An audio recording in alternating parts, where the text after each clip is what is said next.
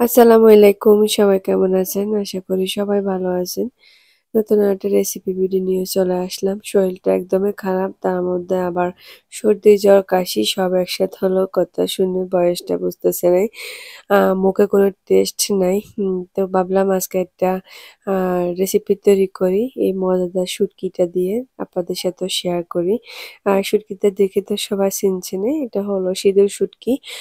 But এটা পুঁটি মাছের যে শুটকিটা সেটা নয়। এটা চাপিলা শুটকি দিয়ে যে শীতলটা করা হয় আরকি সেটা। আর শুটকিগুলো এত সুন্দর একটা ঘ্রাণ। অনেকগুলো আছে একদম পচা, পচা কেমন একটা গন্ধ। এটাতে কোনো নাই। কোনো গন্ধ নাই, কোনো স্মেল নাই। একদম অনেক সুন্দর। রেগুলার একটা শুটকি যেরকম একটা ঘ্রাণ থাকে ওইটাই আরকি। আপনারা দেখে নিলেন আমি উপরের ক্যাপটাও কিন্তু দেখিয়ে দিয়েছি। আর খুব সুন্দর করে র‍্যাপ করা ২ টা প্যাকেটের মধ্যে। তো আমি এখানে সবগুলো নেব না। কয়েকটা নিচ্ছি। আর আমি আজকে এটা দিয়ে খুব ইজিলি একটা রেসিপি তৈরি করে আপনাদেরকে দেখাবো। যেটা কিনা আপনারা আম উম বাহিরে রেখে ৩-৪ দিন করে খেতে পারবেন। আর বক্সে করে ফ্রিজে রেখে ১ মাসের মতো খেতে পারবেন। তো আমি ৫ টা একটা বলের মধ্যে শুটকিগুলো হালকা গরম পানি দিয়ে নিয়ে ভিজিয়ে নিলাম। দেন এই যে আমি এখন যেভাবে দেখাচ্ছি স্ক্রিনে সেম এভাবে করে আপনারা শুটকি চাপিলা শুটকির মধ্যে যে হালকা পাতলা চামড়াটা থাকে, বেশি থাকে না। তারপরেও এভাবে করে আস্তে, আস্তে করে ক্লিন করে নিবেন। একদম পানির সামনে ট্যাপের সামনে রাখলে কিন্তু শুটকি মাছ উপরে যে মাছটা আছে সেটা কিন্তু ধুয়ে যাবে। তাই এভাবে একটা বলে পানি নিয়ে আস্তে, আস্তে করে হাতের নখের ইশারায় আরকি চামড়াগুলো তুলে নিবেন যেতটুকু চামড়া আছে। দেন এগুলোকে আস্তে, আস্তে করে কচলিয়ে ধুয়ে নিবেন। এই যে দেখেন। আর শুটকিগুলোতে কি পরিমাণ তেল বের হইছে। চাপিলা মাছও অলওয়েজ এরকম তেল থাকে। আমি একদম ক্লিন করে নিয়েছি। আ আর কোনো চামড়া ছিল না। আমি এখন চুলায় চলে আসলাম। আর আমি একটা পাতিল নিয়ে নিলাম। আর যে পাতিলটাতে ফ্রাই প্যানটাতে আমি অলওয়েজ শুটকির জিনিসগুলোই করে থাকি। শুটকি টাইপের রেসিপিগুলোতে করে থাকি। অন্য পাতিলে আমি করি না। শুটকির জন্য আলাদা পাতিল রাখছি। কারণ হলো গন্ধ বের হয় অন্য তরকারি থেকে। যাই হোক আমি এখানে পরিমাণ মতো তেল দিয়ে দিলাম। তেলটা যখন গরম হয়ে গেছে, এখন অনেক বেশি গরম হয়ে গেছে। চুলাটা একদম হাই হিটে ছিল আমি বলতে পারব না। যাই হোক সাবধানে দিবেন। না হলে হাতের মধ্যে তেল পড়বে যেহেতু মাছগুলো ভিজা ছিল, পানি ছিল গায়ে। তো আমি এখন এক, এক করে সবগুলো শুটকি দিয়ে দিছি। আর এখন এই তেলের মধ্যে আমি শুটকিটাকে আস্তে মিডিয়াম হিটে করে আস্তে, আস্তে করে ভেজে নিব। এটাতে কোনো লবণ, কোনো কিছু মসলা কোনো কিছু আমি এড করিনি। জাস্ট শুধু শুটকিটাকে ধুয়ে তেলের মধ্যে দিয়ে দিলাম। এটাতে কি হয় আপনাদেরকে সেটা এখন বলতেছি।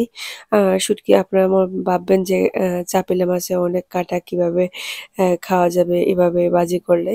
সেটার জন্যে কোনো ব্লেন্ডার কোনো কিছু করতে হবে না। খুব ইজিলি আপনারা এই রেসিপিটি তৈরি করতে পারবেন। আর এই রেসিপিটিতে এত মজা হয় বিশ্বাস করেন মানি যেদিনে আমি এটা রেডি করি আমার বাসার পাতিলে ভাত শেষ হয়ে যায়। এত মজা হয় এই রেসিপিটা। আর ওই যে বললাম না এটা তৈরি করে আপনারা কিন্তু ১ মাস যাবত খেতে পারবেন। ফ্রিজে রেখে বাহিরে রেখে ৪-৫ দিন খেতে পারবেন। তো এখন আমি এক, এক করে চুলাটা মিডিয়াম হিটে রেখে কিন্তু আ এপিঠ-ওপিঠ করে মাছ যেরকম ভাজি করি সেরকমই। আর এই যে দেখেন মাছগুলো মচমচে হয়ে গেছে, কাঁটাগুলো একদম এরকম মচমচে। আপনারা চাইলে মাঝখানে মোটা কাঁটাটাও ফেলাই দিতে পারেন, বাট আমি কোনো ফেলাচ্ছি না আপনাদেরকে দেখানোর জন্য। সুবিধার্থে আমি দেখাচ্ছি। আর না হলে কোনো কিছু করতে হবে না। কাঁটাগুলো একদম মচমচে কুরকুরে হয়ে গেছে। আম চাপিলা মাছের কাঁটা একদমই নরম। সবগুলো কাটা, কাটা দেখা যাচ্ছে। দেখবেন একটু পরে এটার ম্যাজিক কি হয়। আমি এখন খুলে, খুলে দিচ্ছি একটু মানে কাঁটা চামচ দিয়ে যেন ঝরঝরে হয়ে যায়। এই যে মোটামুটি সবগুলো মাছে আমার মচমচে কুরকুরে হয়ে গেছে। এই যে দেখাচ্ছি। কাঁটাগুলো দেখেন একদম দেওয়ার সাথে, সাথে মুচমুচে ভেঙে যাচ্ছে। এখন আমি অন্য পাশে এখানে রসুন, পেঁয়াজ আর শুকনো মরিচ ব্লেন্ড করে রেখেছি। আমি এখন সেটা এই মাছগুলোর মধ্যে এটা এড করে দিব। ঝাল আপনারা পরিমাণ মতো দিবেন। আমি এখানে শুকনো মরিচ, রসুন আর পেঁয়াজ দিয়ে এই ব্লেন্ডটা করে রাখলাম। পেস্টটা তৈরি করে আমি এখন মাছের মধ্যে দিয়ে দিচ্ছি। এক, এক করে আমি ভালো করে মাছগুলোকে আরেকটু ছড়িয়ে ছিটিয়ে দিচ্ছি। দিয়ে আমি এখন মসলাটা এড করে দিচ্ছি। আমি কোনো তেল ইউজ করতেছি না। সে অল্প তেলের মাঝে কিন্তু ভর্তাটা রেডি হবে। পেঁয়াজগুলো একদম মনে হবে যে ব্লেন্ড হয়ে গেছে, এরকম হয়ে যাবে একটু পরে। এখন আপনারা আমি একটা দেখতে পারবেন ওই স্প্যাচুলার দিকটা। সাহায্যে শুটকির সাথে এখন আমি মশলাগুলো অ্যাড করে নিচ্ছি, যে বেটে রাখা পেঁয়াজ, রসুন আর শুকনো মরিচ, সেটা অ্যাড করে দেওয়ার পরে আমি এখন মিক্স করে নিচ্ছি। একটু পরে দেখবেন শুটকিগুলো, যে আস্ত শুটকিগুলো একদম ব্লেন্ড হয়ে গেছে, একটু পরে ম্যাজিকটা দেখতে পারবেন।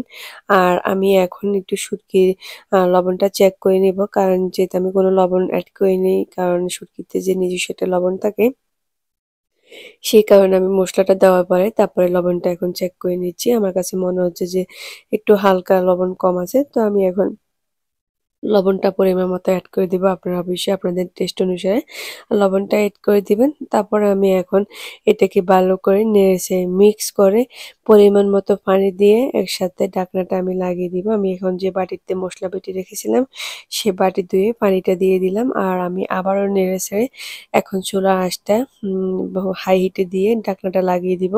কারণ সবসময় এই খোলা অবস্থায় চুলার হিটটা বাড়াতে যাবেন না, না হলে কিন্তু প্রচুর পরিমাণে এই মরিচটা ফুটে উঠে গায়ে পড়ে।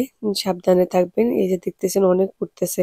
তো আমি ঢাকনাটা লাগিয়ে দিয়ে প্রায় ১০ থেকে ১৫ মিনিট ওয়েট করার পরে এই যে দেখেন পানিগুলো একদম শুকিয়ে শুকিয়ে আসতেছে। আমি আর কোনো পানি তো এড করিনি। এই পানির মধ্যেই যে পানিটা দিয়েছি প্রায় ১ কাপের মতো আরকি। তো আমি সেই পানিটা এখন আবার নেড়ে-চেড়ে দিচ্ছি। মোটামুটি শুকিয়ে আসতেছে। এই অবস্থায় আমি আবার নেড়ে-চেড়ে ঢাকনাটা লাগিয়ে দিয়ে আরো ১০ থেকে ১৫ মিনিট আমি ওয়েট করব। আর এই শুটকিটা তৈরি করতে একটু সময় নিয়ে করলে অনেক বেশি মজা হয়। আর এটা আস্তে আস্তে করে করতে হয়, না হলে গায়েও পড়ে, তারপরে চুলা আশপাশ সব নষ্ট হয়ে যায়, কারণ পেঁয়াজ অনেক ফুটে। তো এই যে দেখতেছেন আমি ঢাকনাটা খুলে ফেলছি ১০-১৫ মিনিট পরেই। আর পানির পরিমাণ একদম শুকিয়ে গেছে। এখন এই অবস্থায় মিডিয়াম হিট করে আমি আস্তে আস্তে করে নেড়ে নেড়ে বাকি পানিটুকু শুকিয়ে ফেলবো। দেখতেছেন আমি আস্তে আস্তে করে নেড়তেছি। আর পানিগুলো যখন শুকিয়ে আসবে তখনই আমার ভর্তাটা আর এই রেডি হয়ে ভর্তাটার যাবে। মজাই হলো যে এটা আস্তে আস্তে করে পানি শুকিয়ে নিবেন। তেলের মধ্যে আস্তে আস্তে করে ভর্তাটা বানাবেন। একদম ব্লেন্ড ছাড়াই শুটকিগুলো ব্লেন্ড হয়ে গেছে। আর দেখেন যে পরিমাণ কাটা ছিল একটু কাটা নাই। তারপরেও হলো যে শুটকিগুলো একদম মরিচের মতো ব্লেন্ড হয়ে গেছে। আর এই যে পারফেক্ট আমার শুটকিটা রেডি হয়ে গেছে, পানি শুকিয়ে রেডি হয়ে গেল আমার শুটকিটা। আর কতটা মজা হয়েছে দেখেন, স্কিনে দেখে আমার এখনই মুখে পানি চলে আসছে। আমি এখন একটা বক্সে নিয়ে নিলাম। আপনারা এভাবে আম ১ মাস পর্যন্ত ফ্রিজে রেখে খেতে পারবেন। বাহিরে রেখে ১ সপ্তাহ পর্যন্ত খেতে পারবেন। এটা কোনো নষ্ট হবে না, কোনো কিছু হবে না। আর টেস্টও মানে 100 এ 100। একবার হলেও ট্রাই করবেন আমার এই রেসিপিটি। আশা করি যদি ভালো লাগে আমার পেজটি ফলো করে দিবেন। লাইক, কমেন্ট, শেয়ার করতে একদম ভুলবেন না। বেশি বেশি করে শেয়ার করে দিবেন। আল্লাহ হাফেজ।